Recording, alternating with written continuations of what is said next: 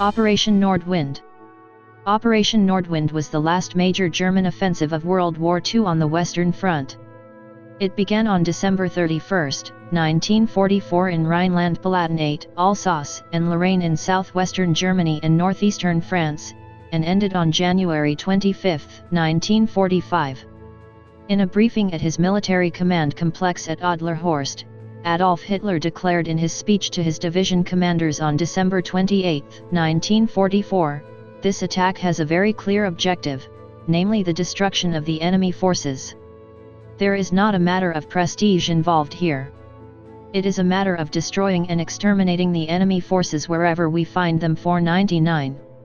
The goal of the offensive was to break through the lines of the U.S. 7th Army and French 1st Army in the Upper Vosges Mountains and the Alsatian Plain, and destroy them, as well as the seizure of Strasbourg, which Himmler had promised would be captured by January 30.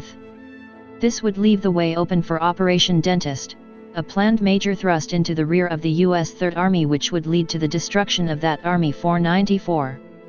On December 31, 1944, German Army Group G commanded by General Oberst Johannes Blaskowitz and Army Group Oberrhein commanded by Reichsführer SS Heinrich Himmler launched a major offensive against the thinly stretched, 110 km long front line held by the U.S. 7th Army.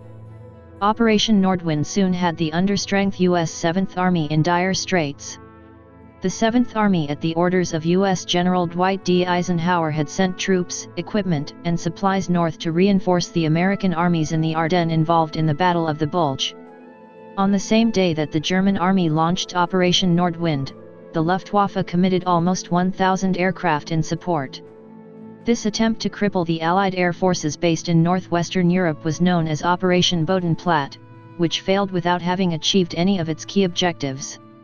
The initial Nordwind attack was conducted by 3 corps of the German First Army of Army Group G, and by January 9, the XXXIX Panzer Corps was heavily engaged as well. By January 15 at least 17 German divisions from Army Group G and Army Group Oberrhein, including the 6th SS Mountain, 17th SS Panzer Grenadier, 21st Panzer, and 25th Panzer Grenadier divisions were engaged in the fighting. Another smaller attack was made against the French positions south of Strasbourg, but it was finally stopped.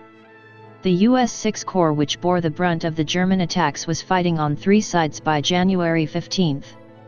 The 125th Regiment of the 21st Panzer Division under Colonel Hans von Luck aimed to sever the American supply line to Strasbourg, by cutting across the eastern foothills of the Vosges at the northwest base of a natural salient in a bend of the River Rhine. Here the Maginot Line ran east-west, and now showed what a superb fortification it was. On January 7 Luck approached the line south of Wissembourg at the villages of Rittershoffen and Hatten. Heavy American fire came from the 79th Infantry Division, the 14th Armored Division, plus elements of the 42nd Infantry Division. On January 10 Luck reached the villages. 2 weeks of heavy fighting followed. Germans and Americans each occupying parts of the villages while civilians sheltered in cellars. Luck later said that the fighting around Rittershoffen had been one of the hardest and most costly battles that ever raged. Eisenhower, fearing the outright destruction of the U.S. 7th Army, had rushed already battered divisions hurriedly relieved from the Ardennes, southeast over 100 km, to reinforce the 7th Army.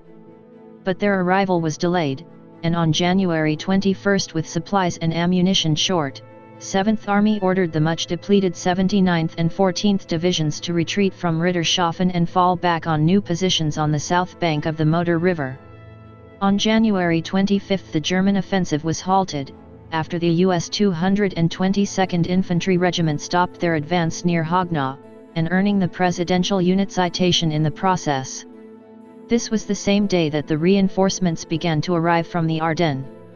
Strasbourg was saved, but the Colmar pocket was a danger which had to be eliminated. The German offensive was a failure, failing to destroy the enemy's forces.